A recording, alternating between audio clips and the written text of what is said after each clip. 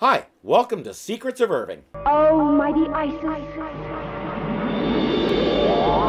The episode is called Lucky. So who's getting lucky? Well, nobody. This isn't a very happy story. You might want to have your box of tissues handy.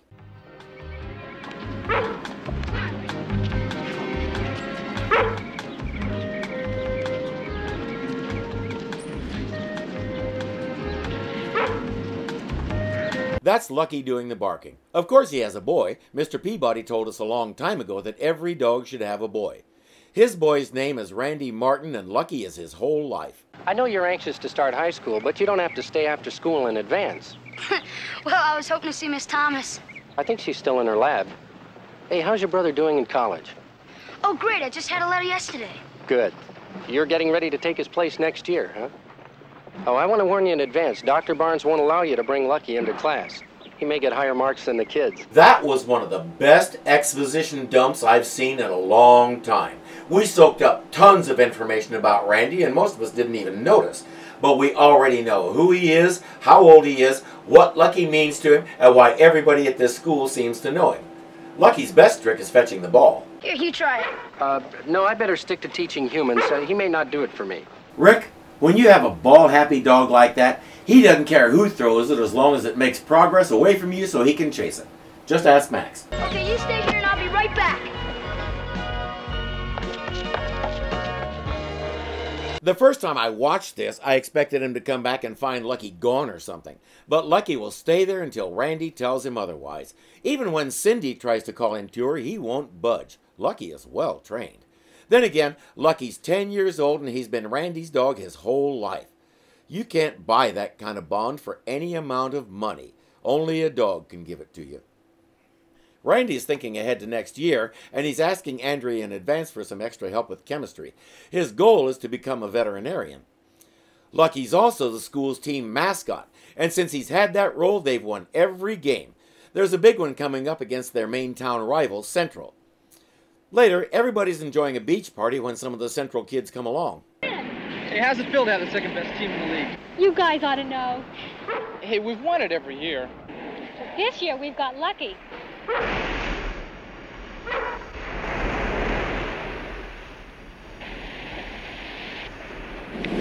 You ought to put him on your team. He's better catch than anybody else you've got.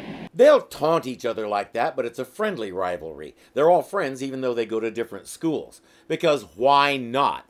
There's a reason why it's called the big game and why what they do in it is called playing. Don't take it seriously beyond what it's intended to be. Entertainment.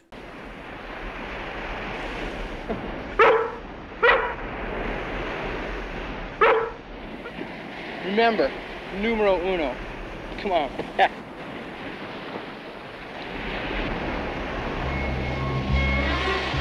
I foresee trouble, as if that's hard to do. Lucky is caught in the surf, and Randy tries to go after him. Now they're both caught in a riptide that's pulling them out to sea.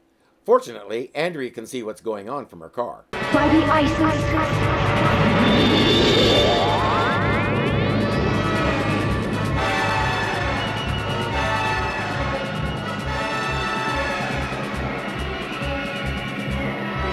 Isn't reusable footage wonderful? Isis should be able to recite an incantation and make the water push him back to shore.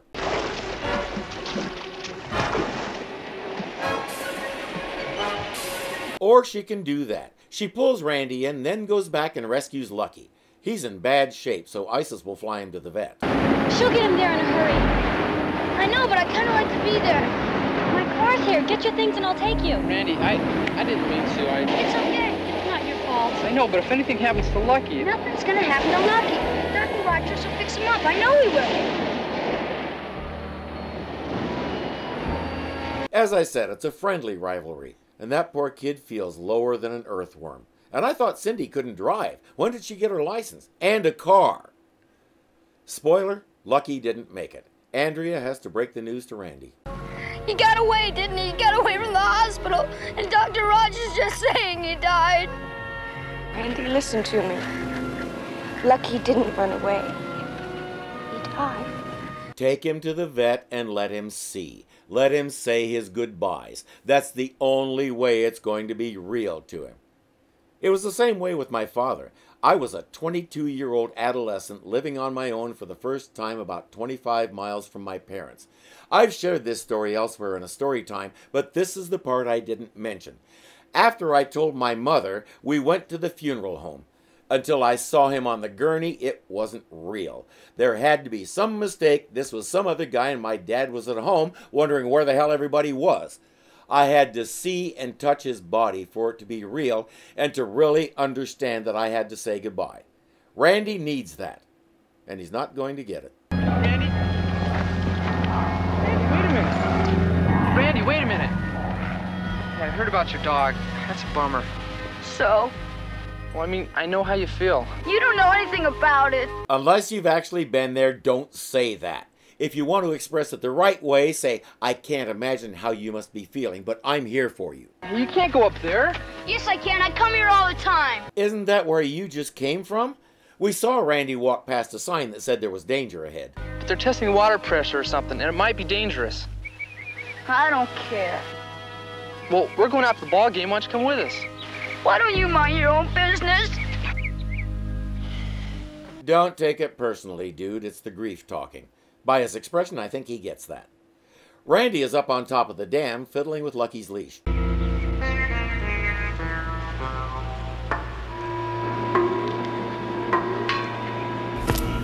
I'm not sure what he was doing with it, but you knew that was going to happen. He climbs down to retrieve it.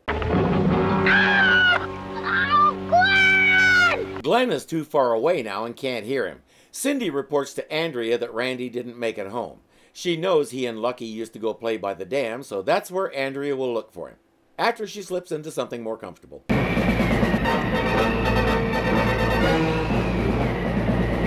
Plus, she has a mode of transportation that not only doesn't cause pollution, she doesn't have to deal with traffic. Whoa, I can see right up her skirt. She uses that piece of driftwood as a lever and gets him loose. They start back up, but Randy forgot the leash. As he turned to go, he got his foot stuck again. Isis shook her head and said, sorry, one to a customer.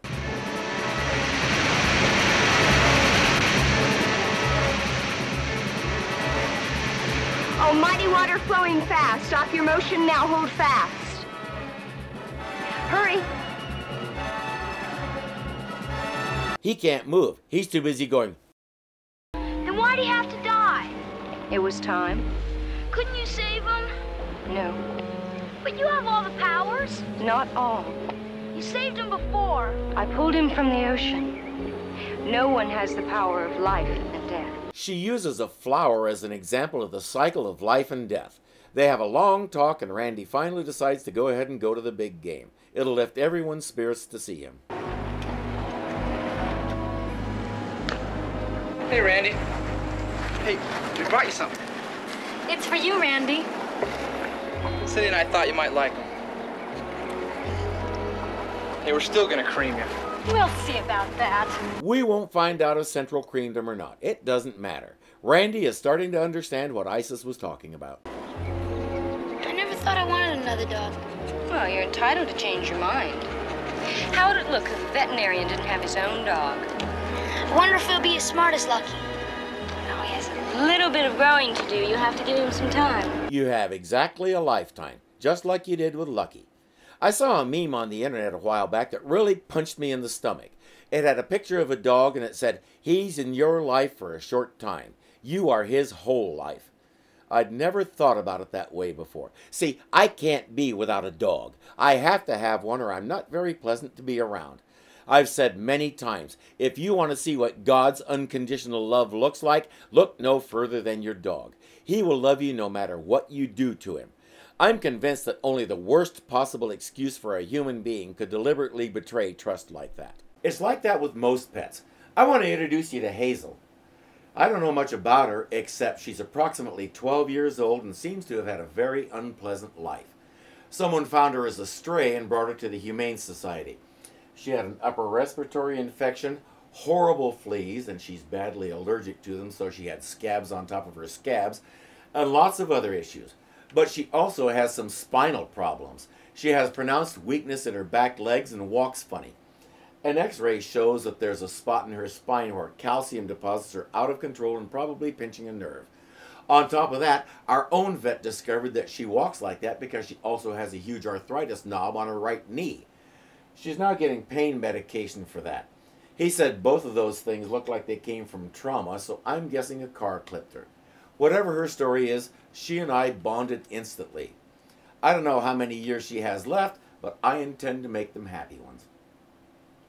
Just like Randy's going to do with that puppy. He's learning that death is part of life and all you can do is keep going. And hope you find some gullible human who'll let you be their Lord and Master, right? I'll see you next time here on Secrets of Irving.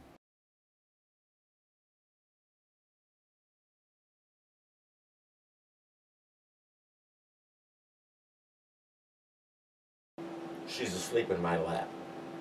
I'm unable to cross the room to turn the camera on.